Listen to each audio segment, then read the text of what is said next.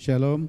Ya, minggu ini kita akan belajar kembali dari firman Tuhan, hidup di dalam kasih. Bagian kedua, kita lihat di dalam 1 Yohanes pasal 4 ayat 7-10. Kita akan baca secara bersama-sama dengan bersuara. Saudara-saudara yang kekasih, marilah kita saling mengasihi, sebab kasih itu berasal dari Allah. Dan setiap orang yang mengasihi, lahir dari Allah dan mengenal Allah. Barang siapa tidak mengasihi, ia tidak mengenal Allah, sebab Allah adalah kasih. Ayat 9. Dalam hal inilah kasih Allah dinyatakan di tengah-tengah kita, yaitu bahwa Allah telah mengutus anaknya yang tunggal ke dalam dunia, supaya kita hidup olehnya. Inilah kasih itu, bukan kita yang telah mengasihi Allah, tetapi Allah yang telah mengasihi kita, dan yang telah mengutus anaknya sebagai pendamaian bagi dosa-dosa kita. Yang percaya katakan amin. Di bagian kedua ini kita akan belajar tentang kasih Allah. Dan ada beberapa dari kasih Allah ini yang mau kita pelajari. Yang pertama, coba kita lihat. Yang pertama adalah bahwa kasih Allah adalah kasih yang berasal dari Allah. Jadi kasih Allah itu berasal dari kasih Allah, saudara. Dikatakan bahwa kasih agape, khususnya kasih yang dikatakan kasih Allah itu, kalau dalam teks Yunani ditulis itu dengan agape. Artinya kasih yang tidak menuntut balas. Yang dinyatakan oleh Allah berasal dari dirinya. Yang berarti bahwa sumber kasih sejati sepenuhnya hanya ada pada Allah. Nah saudara, setiap manusia yang hidup di dunia ini, pada umumnya mereka memiliki 3 jenis kasih. Secara umum, apakah mereka hidup di dalam Tuhan atau tidak, secara umum ada 3. Nanti untuk orang percaya ditambah jadi 4. Nah, kasih yang pertama itu yang ada dalam kehidupan setiap orang adalah kasih storge. Kasih storge itu adalah kasih kekeluargaan. Kasih seorang orang tua kepada anak.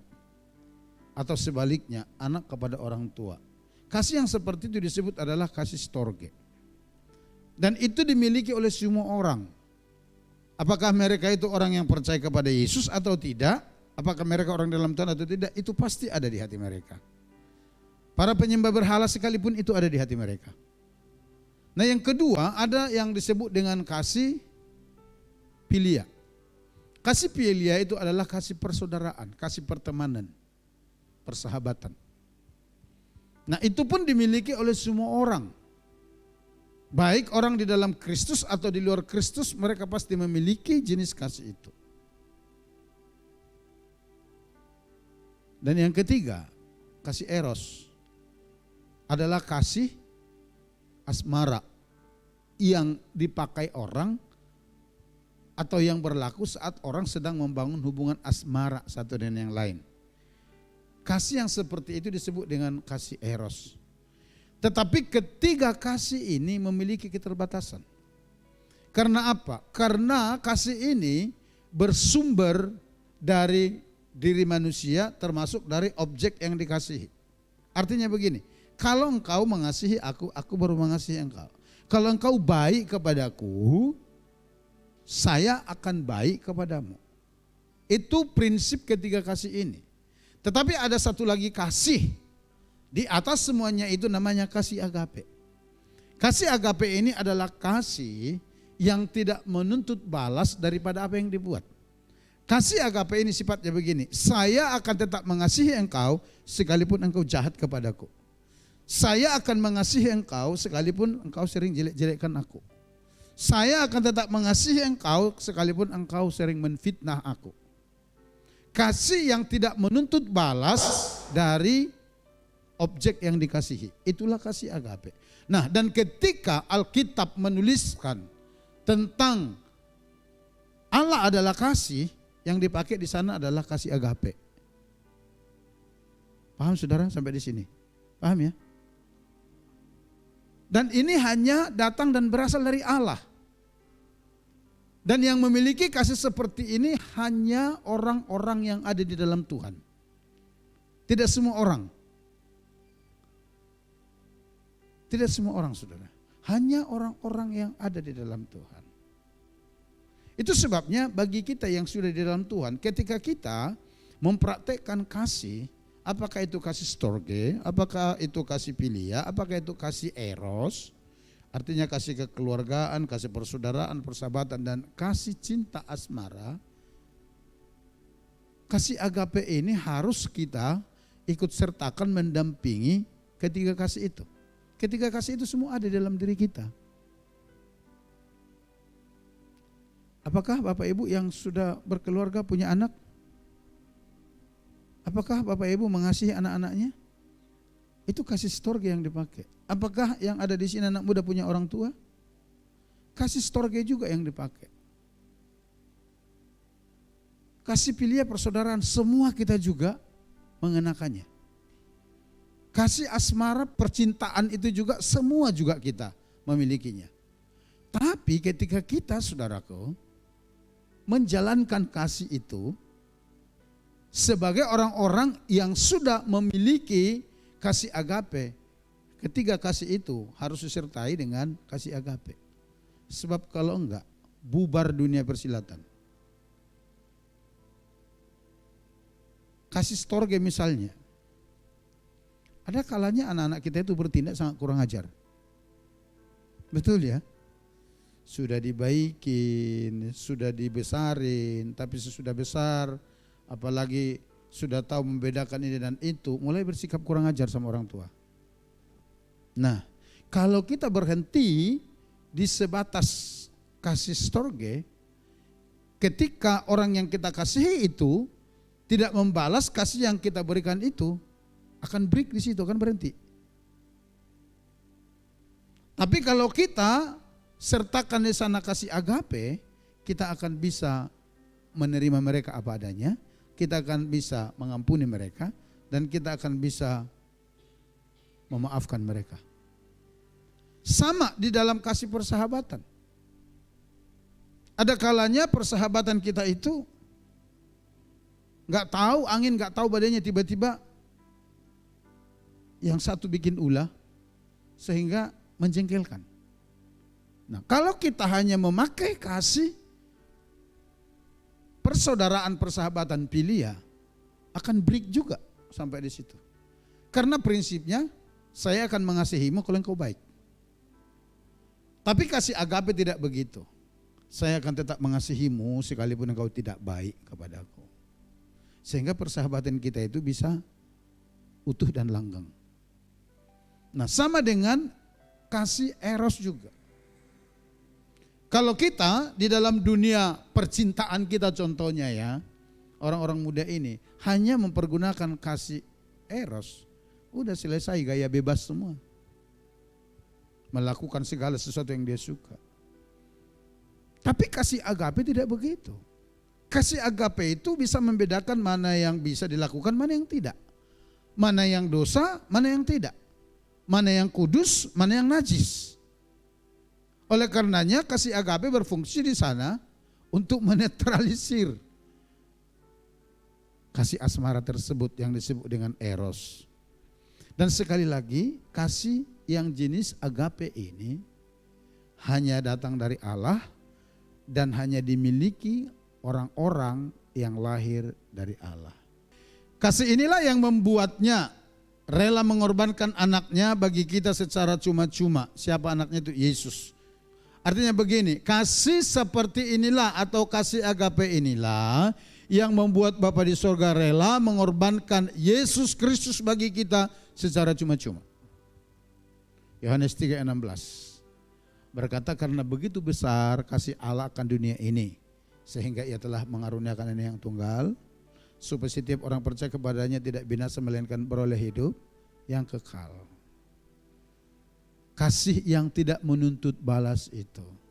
Kalau seandainya Tuhan Bapa kita hanya memakai kasih storge kepada kita sebagai anak-anaknya, tamat sudah riwayat kita. Karena tidak satu pun di antara kita yang bersikap benar kepada Dia. Tapi karena Dia adalah kasih agape itu, itulah yang membuat Dia mengasihi kita tanpa batas. Untuk menyatakan kasih ini, Yesus tidak menunggu kita menjadi benar atau melakukan perbuatan tertentu terlebih dahulu.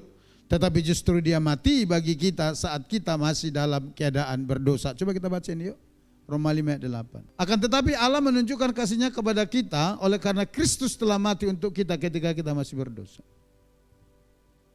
Ketika Yesus mati di kayu salib itu untuk menyatakan kasih Bapa kepada kita, dia tidak menunggu kita baik-baik dulu. Dia tidak menunggu kita menjadi orang yang alim dulu. Kalau itu yang Bapak lakukan, tidak satu pun di antara kita yang layak menerima kasih. Sebab ada banyak sekali orang bernama alim tapi tidak alim-alim. Banyak orang bernama soleh dan soleha tapi tidak soleh-soleh hidupnya. Tapi itu tidak menjadi masalah bagi Bapa untuk menyatakan kasih-Nya kepada kita. Kenapa? Karena kasih agape itu. Bahkan waktu Yesus mati di kayu salib itu, semua kita masih dalam keadaan berdosa. Tapi justru karena itu, dia menyatakan kasih-Nya kepada kita supaya hidup kita dipulihkan. Next. Kasih agape inilah yang harus kita berikan dengan penuh komitmen kepada orang lain tanpa syarat dan tanpa mengharapkan imbalan. Artinya begini, ketika kita melakukan apa yang Yesus katakan di dalam hukum yang kedua, yang terutama dikatakan, kasih sesamamu seperti dirimu sendiri, Tuhan mau yang kita praktekkan itu kasih agape. Kasih yang tulus, kasih yang sungguh-sungguh, kasih yang tidak menuntut balas itu. Kita menunjukkan kepedulian sebagai ekspresi dari kasih agape ini, maksudnya kesediaan untuk berkorban dan memberi dengan tulus kepada semua orang, termasuk mereka yang memusuhi kita. Jadi ketika kita diperintahkan untuk saling mengasihi, kasih seperti inilah atau kasih agape yang dimaksud oleh Allah untuk kita praktekkan. Kasih adalah sifat dasar Allah yang tidak dapat terpisahkan dari keberadaannya. Kenapa? Karena dalam ayat 8 tadi dikatakan, barang siapa tidak mengasihi, ia tidak mengenal Allah. Sebab Allah adalah, kalau saudara berkata, oh apa itu kasih? Allah, itulah kasih. Pribadi Allah itu adalah kasih. Next. Yang kedua, kasih Allah diperoleh saat seseorang lahir dari Allah dan mengenal Allah. Kasih agape itu, saudara, kita bisa peroleh saat kita lahir dari Allah dan mengenal Allah.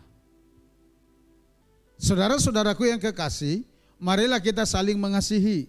Sebab kasih itu berasal dari Allah. Dan setiap orang yang mengasihi lahir dari Allah dan mengenal Allah.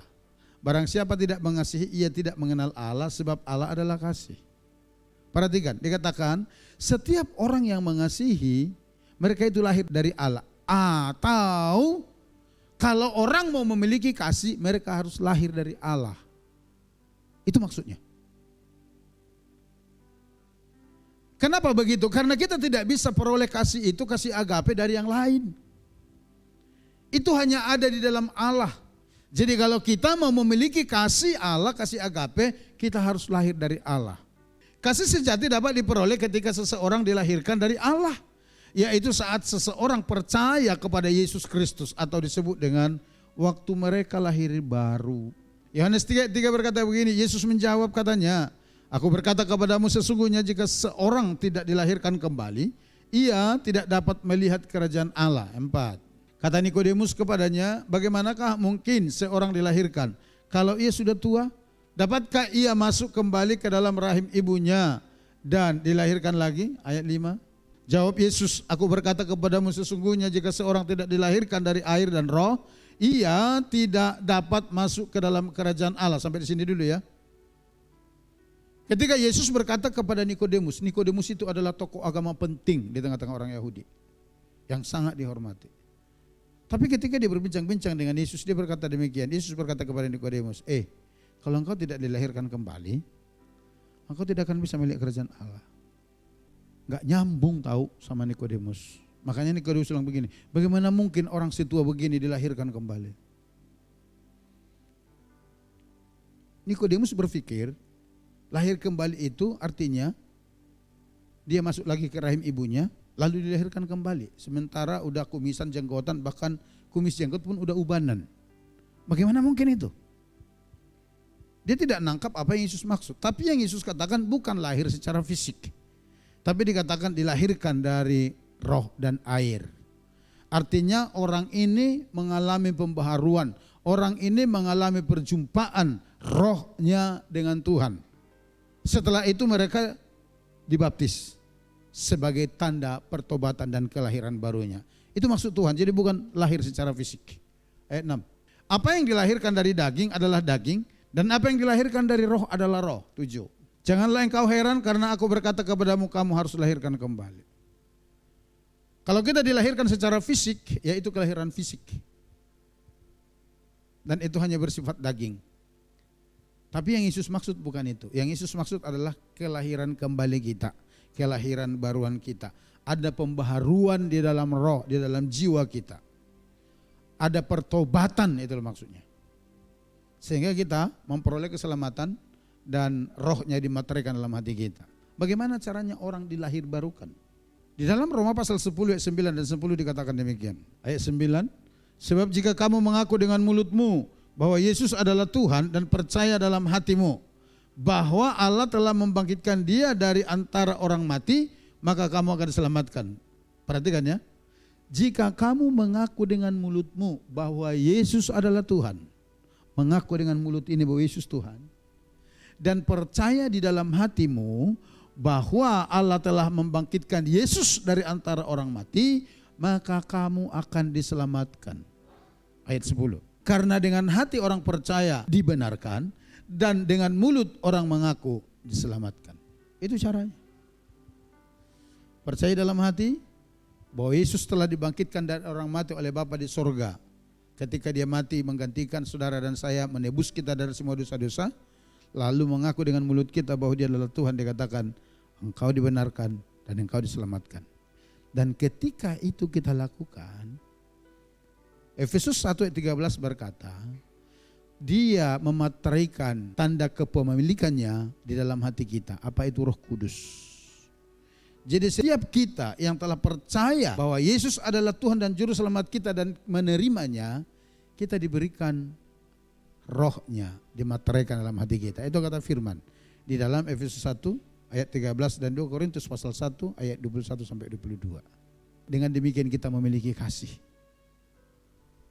Benih kasih itu ada dalam diri kita. Apa itu? Rohnya. Jadi saudara, kasih sejati hanya dapat diperoleh ketika seseorang dilahirkan dari Allah. Saat seorang percaya kepada Yesus Kristus atau lahir baru. Di luar itu enggak. Itu sebabnya hanya orang yang telah percaya kepada Yesus yang memiliki kasih agape ini. Yang lain enggak. Mereka yang lahir dari Allah telah diperbarui oleh Roh Kudus dan menjadi bagian dari keluarganya. Hal ini menegaskan bahwa kasih agape tidak muncul secara alami dalam diri manusia. Kalau Tuhan tidak ada di dalam hati orang, kalau orang tidak menerima Yesus sebagai Tuhan dan Juru Selamat, mereka tidak akan memiliki kasih agape. Itu intinya. Next. Kasih tidak hanya diperoleh saat seseorang lahir dari Allah, tetapi juga dari pengenalan akan Allah. Karena dikatakan tadi, setiap orang mengasihi itu lahir dari Allah. 1 Yohanes 4 ayat 7. Dan mengenal Allah. Ketika saudara dilahirkan kembali dari roh dan air, itu artinya engkau lahir dari Allah.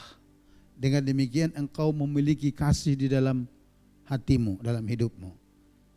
Tapi enggak berhenti sampai di situ. Yang kedua, engkau harus memiliki pengenalan akan Allah dengan benar. Kata Yunani yang digunakan dalam konteks ini untuk mengenal adalah ginosko, yang berarti pengetahuan berdasarkan pengalaman pribadi. Dengan kata lain, kita harus mengalami dan merasakan kasih-Nya secara nyata dalam hidup kita. Yohanes menjelaskan bahwa ketika seseorang benar-benar mengalami Allah, bukti nyata dari pengalaman itu akan tampak dalam kasih-Nya terhadap sesama. Jadi bagaimana kita bisa memiliki kasih dan dikuasai kasih itu sehingga kita bisa mengasihi Allah dengan segenap hati, jiwa, akal budi kekuatan kita, dan mengasihi sesama manusia seperti diri kita sendiri. Perhatikan, yang pertama, saudara harus lahir dari Allah dulu.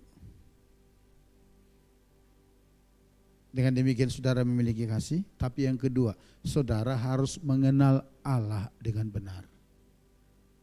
Kata mengenal di sana dipakai dengan ginosko, artinya memiliki hubungan kedekatan.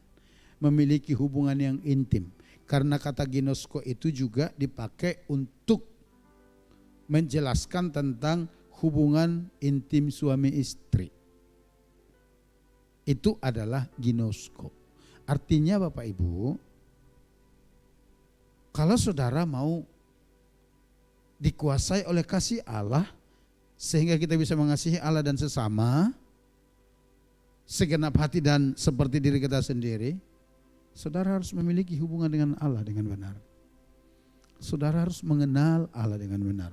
Kalau enggak, saudara mungkin sudah memiliki benih kasih, tapi karena saudara tidak memiliki hubungan, kedekatan, keintiman dengan Tuhan, saudara tetap tidak bisa mengimpartasikan kasih.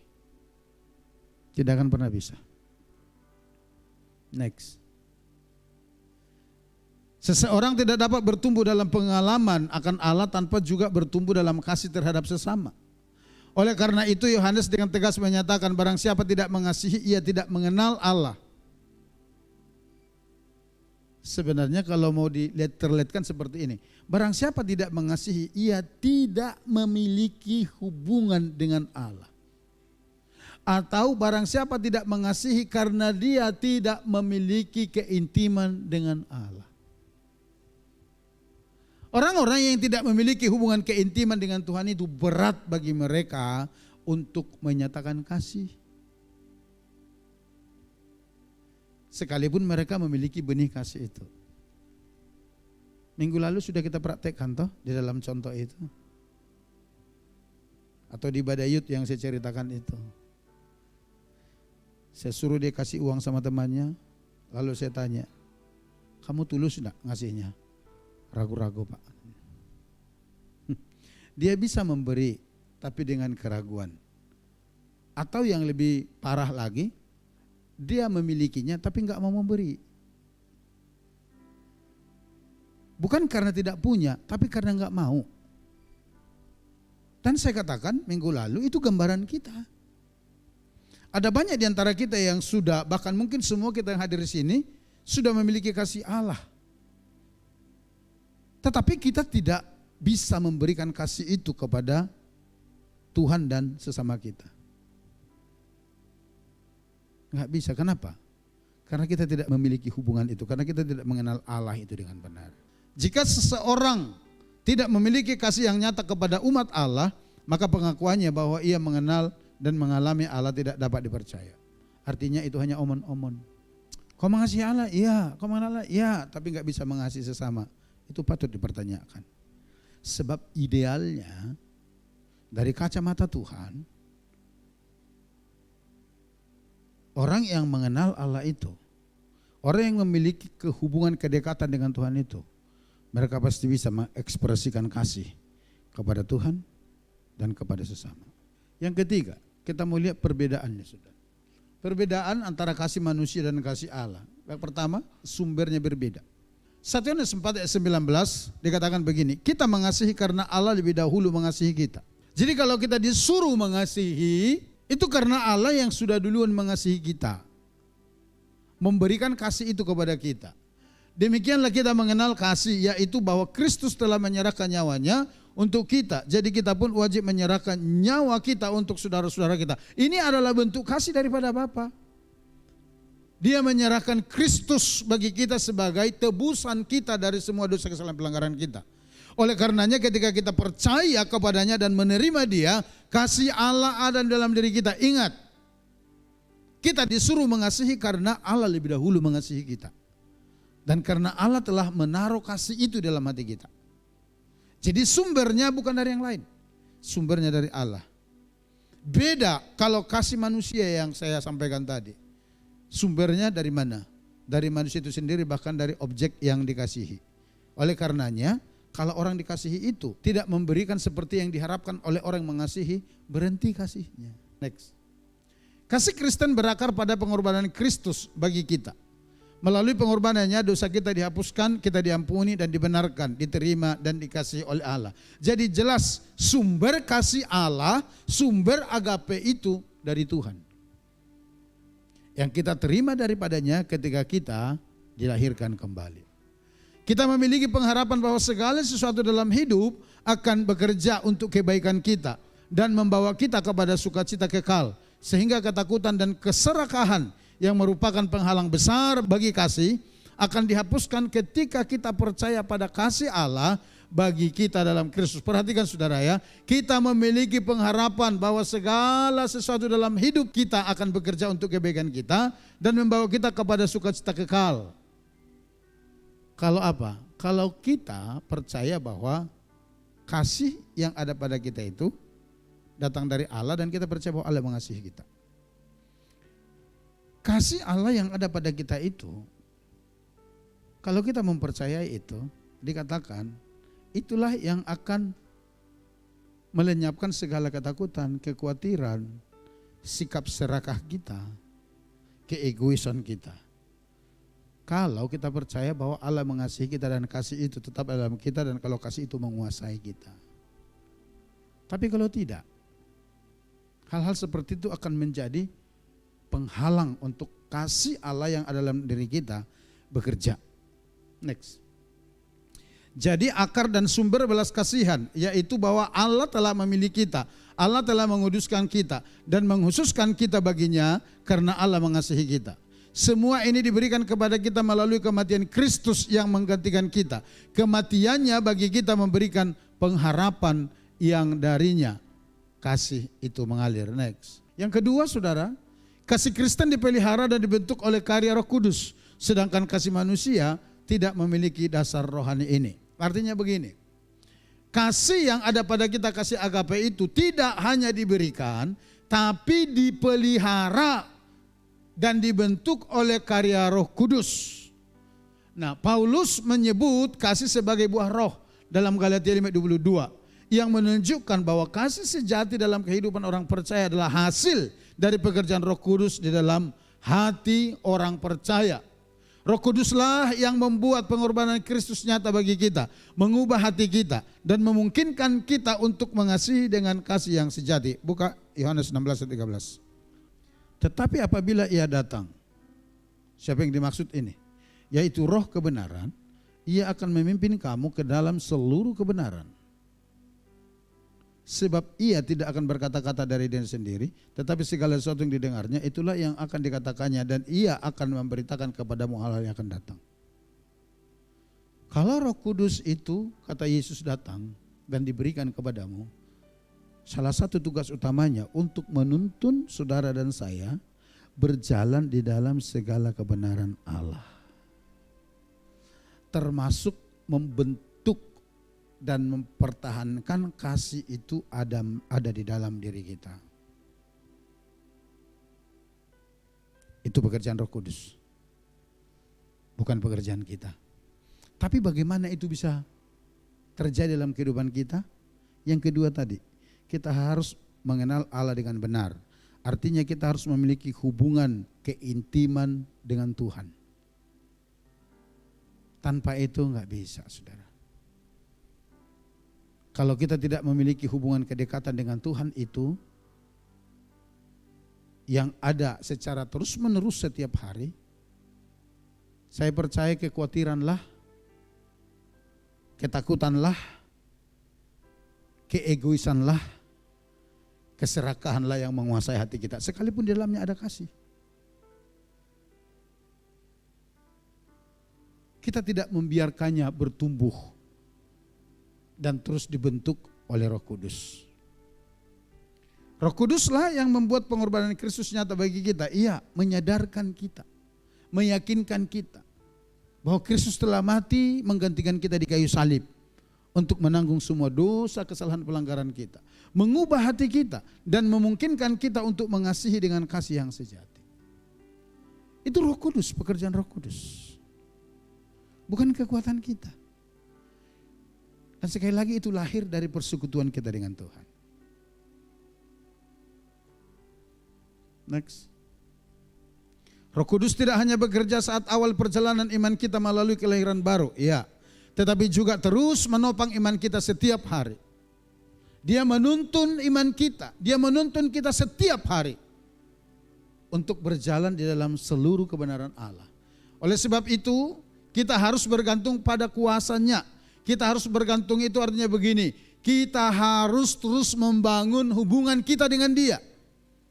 Kita harus membangun keintiman kita dengan Dia setiap saat agar kita dapat memiliki ketekunan dan kekuatan untuk melakukan pengorbanan yang diperlukan dalam mengasihi sesama. Supaya kita memperoleh kekuatan mempraktekkan kasih itu, kita harus terus membangun hubungan keintiman kita dengan Roh Kudus. Sebab Dia sudah ada di dalam diri kita. Tapi Dia perlu diberi kebebasan untuk menguasai kita. Kalau tidak, sekali lagi, ketakutan, kekhawatiran, keserakahan, keegoisan yang akan menguasai kita dan akan menekan kasih itu tidak bisa bergerak. Saya mau tanya kepada saudara, apa yang membuatmu susah mempraktekkan kasih kepada sesama? Bukankah karena kekhawatiran? Halo? Bukankah karena ketakutan? Ketika kita sebagai anak-anak Tuhan ditantang untuk mempraktekkan kasih, apalagi kita disuruh menolong seseorang, di mana kita harus mengeluarkan uang, dana, tenaga, kekuatan semua. Hati kita langsung berkata, oh saya sudah tidak punya, kalau nanti saya kasih ini, saya mau makan apa? Kalau nanti saya berikan ini, kalau saya ke sini, nanti waktu saya tersita bagaimana? Bukankah itu semua berbicara ketakutan dan kekhawatiran? Kenapa itu bisa muncul? Karena persekutuan kita yang kurang dengan Tuhan. Karena persekutuan kita yang kurang dengan Roh Kudus, sehingga segala bentuk kekhawatiran itu masuk dan menekan kasih yang ada di dalam hati kita. Hanya melalui bimbingan Roh Kudus kita dapat terus berpegang pada janji Allah, mengalami pengharapan dan merasakan sukacita yang memberi kita kebebasan untuk mengasihi tanpa syarat. Perhatikan, ini penting ya. Hanya melalui bimbingan Roh Kudus kita dapat terus berpegang pada janji-janji Allah. Janji-janji Allah yang dimaksud di sini termasuk janji pemeliharaan Allah atas diri kita. Kalau saudara percaya bahwa Allah memelihara hidupmu, mengasihi engkau, engkau tidak menjadi orang yang ketakutan sehingga saudara tidak melakukan apa yang dikatakan kasih.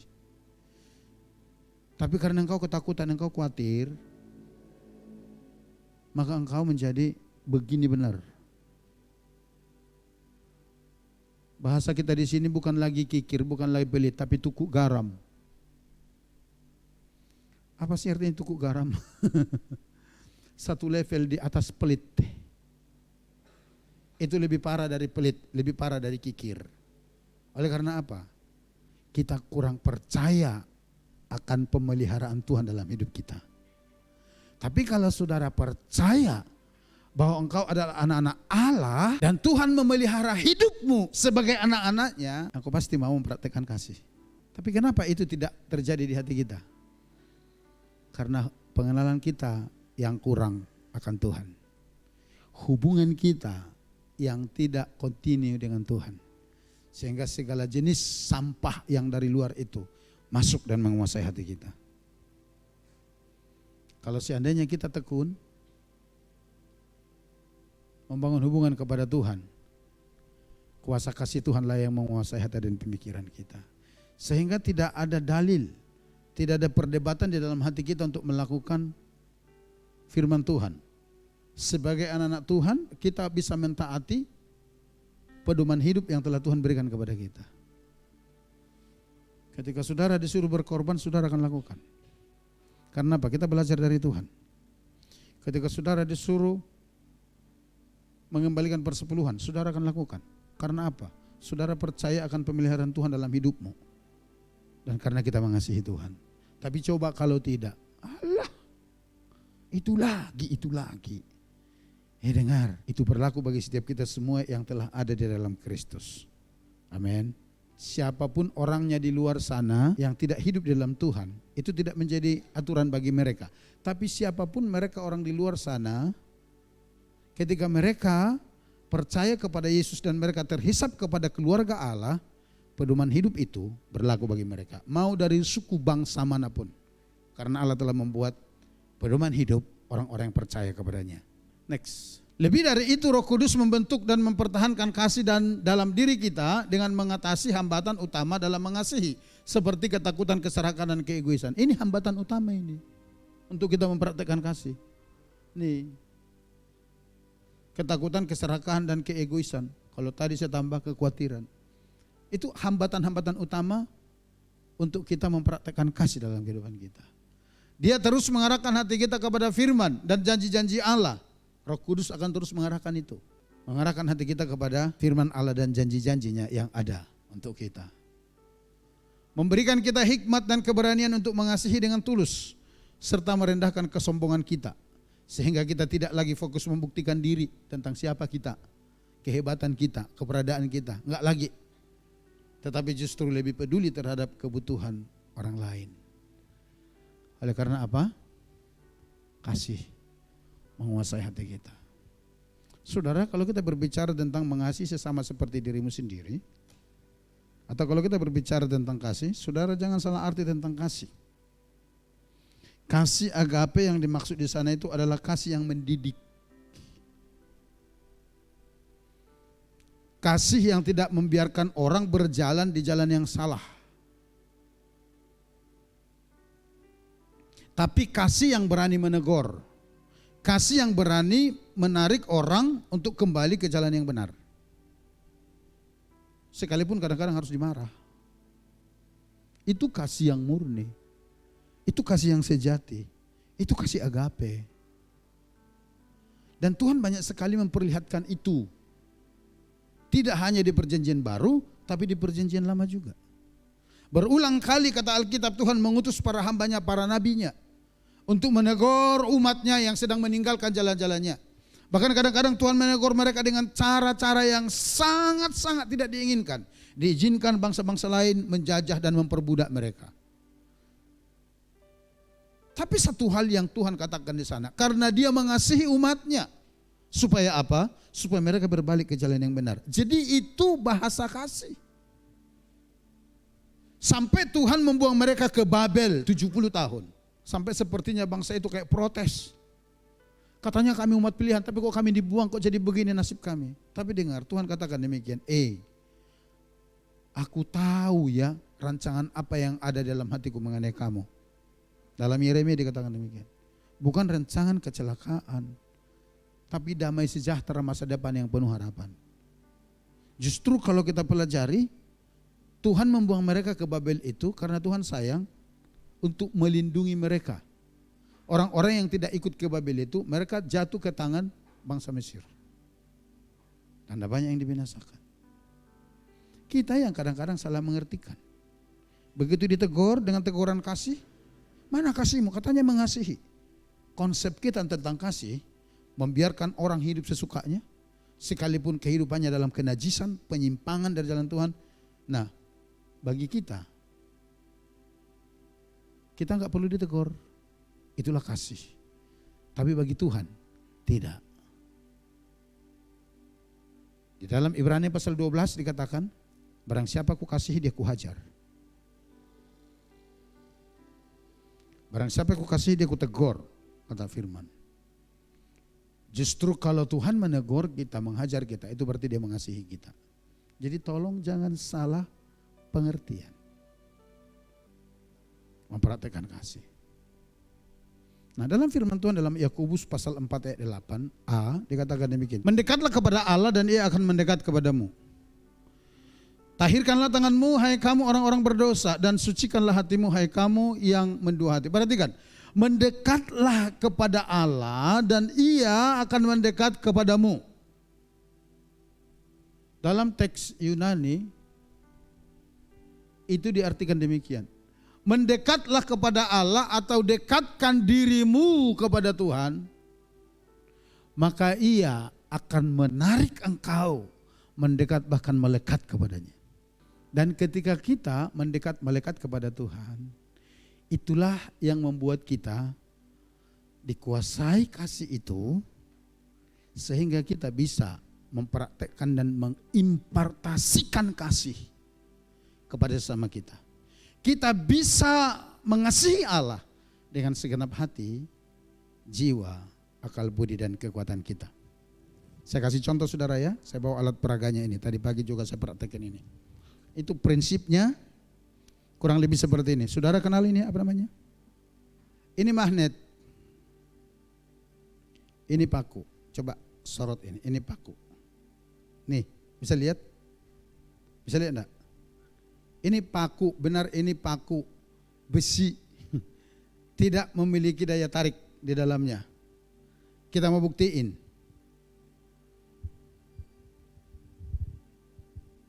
Yang satu ini peniti ya. Perempuan pasti kenal lah ini, tahu ya. Saya lekatkan peniti dengan paku ini. Saya buat begini saudara. Nah, dia tidak akan pernah lengket dia. Lihat. Atau saya kasih di sini paku. Nah, dia tidak akan pernah lengket. Dia tetap jatuh. Mau saudara bikin bagaimana? Tapi perhatikan. Ketika paku ini yang tidak memiliki magnet mendekatkan diri ke magnet ini yang memiliki daya tarik, perhatikan apa yang terjadi. Ini kalau saya lepas ini begini kan pasti jatuh toh? Ya kan? Karena tidak ada yang menahan. Benar enggak? Perhatikan, jatuh ini. Tapi ketika paku ini didekatkan ke magnet, lihat.